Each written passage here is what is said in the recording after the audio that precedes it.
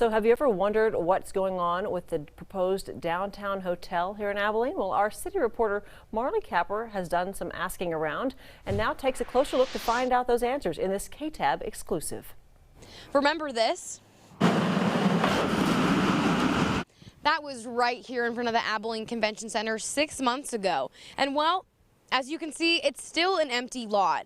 Abilene City Manager Robert Hanna says that this project is on pause.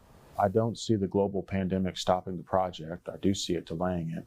In a given year, the Abilene Convention Center and hospitality brings in around $500 million. The hospitality industry has really taken a nosedive. Nancy Lyles, CEO of the Abilene Convention and Visitors Bureau, says they have lost about $15.5 million in revenue from COVID. In a typical year, we'll host 300 to 400 meetings in groups.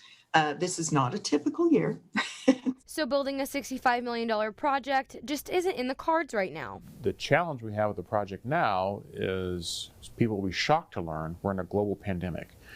And so it's really messed the markets up. Such as bond markets, which is essential for Abilene getting a loan for the project. Now is not the time to issue debt on a hotel because we want it to be as successful as possible. Expert data is showing that across the U.S., 30% of convention center hotels may default on their loans, and Hanna wants to avoid that. This is something we promised the taxpayers early on, that we wouldn't do this if it didn't make sense from a business standpoint. Lyles is confident that the project will be so successful that the money isn't the issue. I am not worried about the debt going on to taxpayers whatsoever because of the different mechanisms that are being used for this particular project.